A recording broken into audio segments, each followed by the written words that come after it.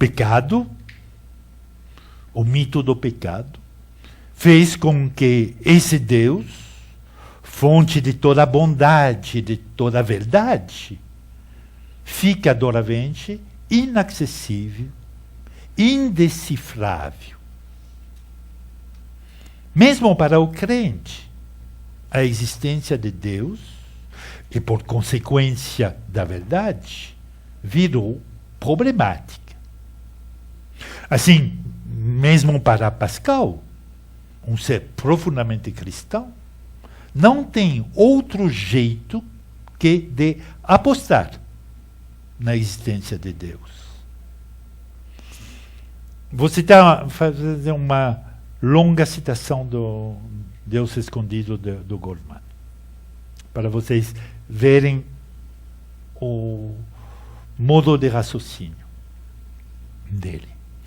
A ideia de que o homem está arriscado neste mundo, que deve apostar, constituirá, a partir de Pascal, a ideia central de todo o pensamento filosófico consciente de que o homem não é uma monada. Você sabe o que é uma monada? Esse conceito de Leibniz, monada, mônada. Desculpe. Mônada. Uma mônada é como um pequeno mundo fechado, sem portas nem janelas, como se diz. Né? Então, a ideia central de todo o pensamento filosófico consciente de que o homem não é uma mônada isolada e autossuficiente, mas sim um elemento parcial pertencendo a uma totalidade que ultrapassá-lo e com a qual ele está ligado pelas suas aspirações, pela sua ação e pela sua fé. Ideia central de todo pensamento que sabe que o indivíduo fica incapaz, somente com as suas próprias forças, de realizar qualquer valor autêntico, e que por isso ele precisa de um apoio transindividual, apoio esse sobre o qual ele deve apostar, pois não seria possível para ele viver e atuar senão apostando num êxito no qual ele deve crer. Risco, possibilidade de fracasso e esperança de êxito e uma fé, o que é a síntese dos três, que toma a forma de uma aposta. Tais são os elementos constitutivos da condição humana. E Goldman segue, abrindo um caminho muito original nessa maneira de pensar a continuidade entre as posturas trágicas de Pascal, Racine e Kant e o pensamento moderno. Mais uma citação. A ideia de aposta resta no centro do pensamento jansenista, daquele de Pascal, aposta sobre a existência de Deus, e de Kant, postulado prático da existência de Deus e da imortalidade da alma, mas também, e assim vem o ponto fundamental, mas também no centro do pensamento materialista e dialético, aposta sobre o triunfo do socialismo na alternativa que está proposta à humanidade entre socialismo e barbárie. Página 335 e 36. Goldman passa, pois, do estudo sobre a visão do mundo trágica para uma antropologia muito mais ampla, que atravessa todo o pensamento ocidental, grosso modo de São Agostinho, para o próprio Goldman. Certos Poderia se perguntar como é possível que Pascal, um crente exemplário, se encontra a ter posto no pensamento ocidental uma verdade que convém tanto ao cristianismo, a um certo cristianismo, digamos, mas também ao materialismo e à dialética. Isso parece milagre. Para entender esse fato aparentemente surpreendente, é preciso acompanhar o raciocínio de Goldman a respeito da religião de Pascal. Não é qualquer religião, não é qualquer cristianismo. Ele precisa que a religião de Pascal é uma forma agostina de cristianismo. Não é a religião de um Deus todo-potente e eterno, que é o Deus dos deístas. Nem é o Deus da ordem do mundo e das verdades geométricas, que é o Deus dos pagãos e dos epicureanos. O Deus de Pascal tampouco é o Deus que exerce a sua providência generosamente sobre a vida e os bens dos homens. Esse é o Deus dos judeus. Não, para Pascal, o Deus dos cristãos é paradoxal e contraditório. Deus que virou homem. Deus crucificado. Deus mediador. Se foi possível para Pascal, contra o pensamento do seu tempo, de estabelecer um modo de pensamento propriamente dialético, é porque ele pensa a partir de uma antropologia fundada sobre uma teologia negativa e paradoxal, a teologia da encarnação.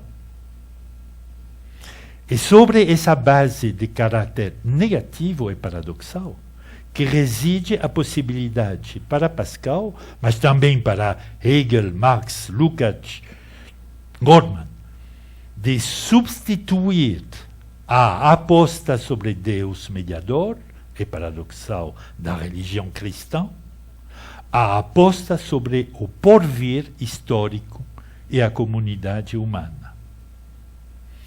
Para explicar a transição de uma visão escatológica religiosa para uma visão materialista do porvir histórico, Goldman pressupõe uma dinâmica de tipo civilizacional, no sentido da palavra nos trabalhos de Norbert Elias. Dinâmica civilizacional que leva para frente um processo de laicização do sentimento íntimo da perda e da falta. Então, que permite entender como o mito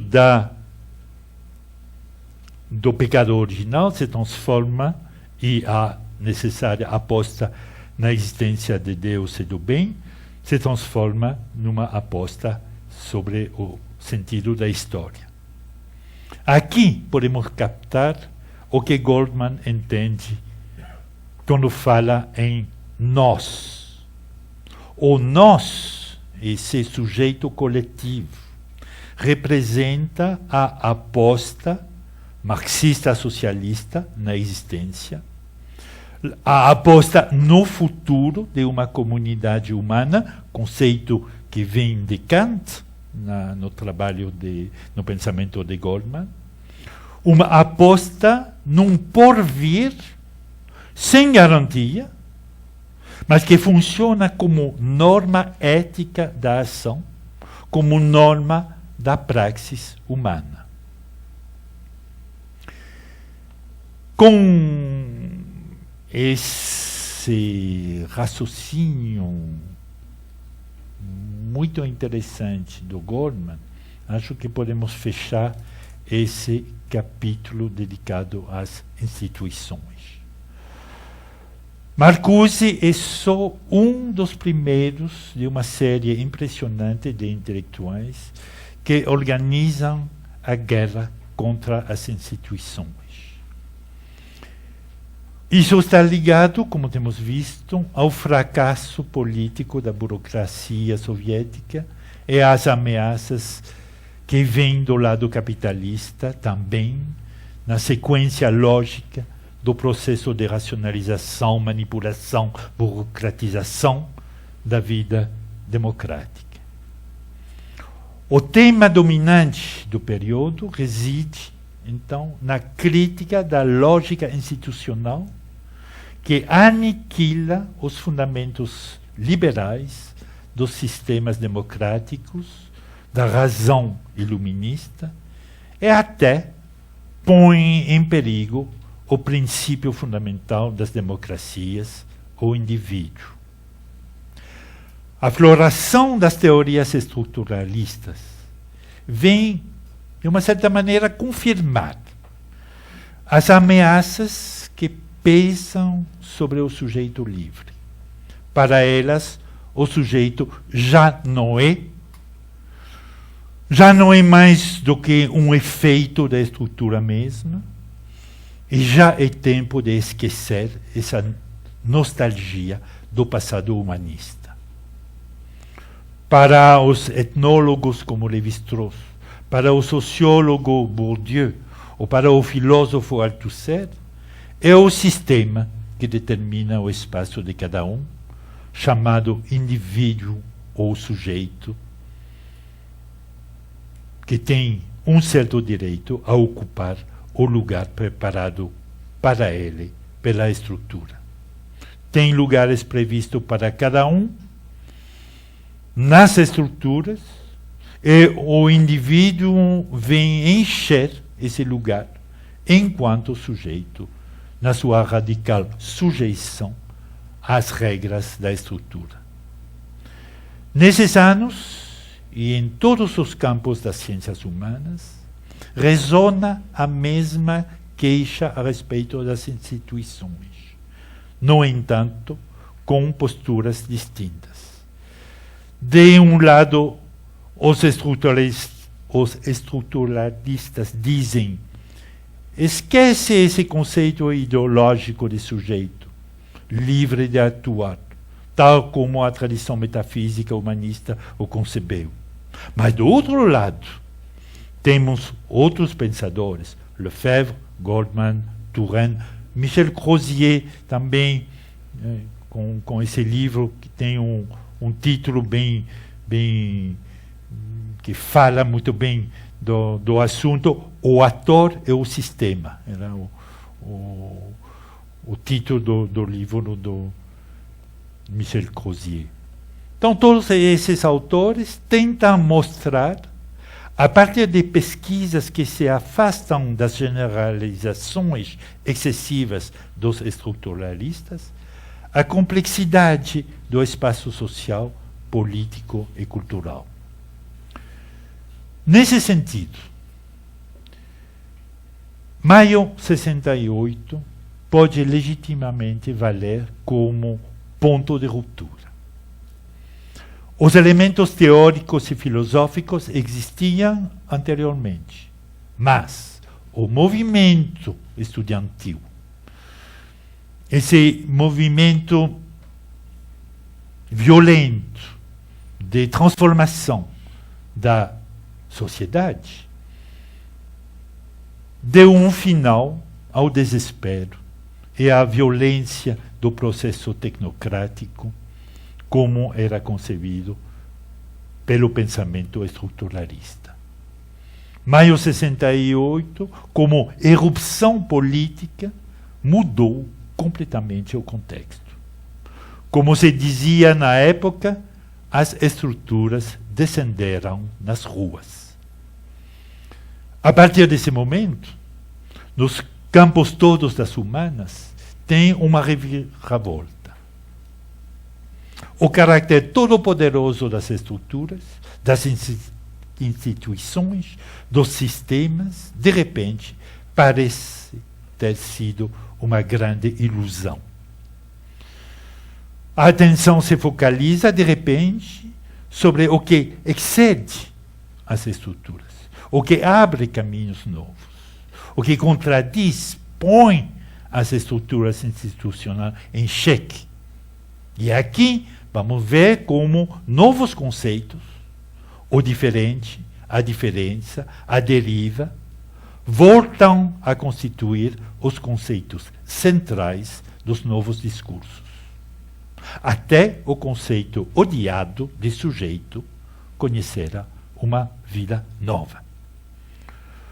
No que toca aos comportamentos, a maneira de viver, a relação com as instituições, uma nova contestação das hierarquias se difunde na sociedade. Até o pai da nação, o chefe do Estado, o nosso querido general de Gaulle, desaparecerá como que magicamente nos primeiros meses de 1969. Um tempo novo começa, que analisaremos a próxima vez a partir do campo da literatura. Terminei para hoje e nem olhei o relógio, desculpe. Bom, desculpe. Perguntas online. Perguntas, por favor, online. Eu vou responder, vou começar com as respostas a próxima vez. Tá bom? Tá bom. Então,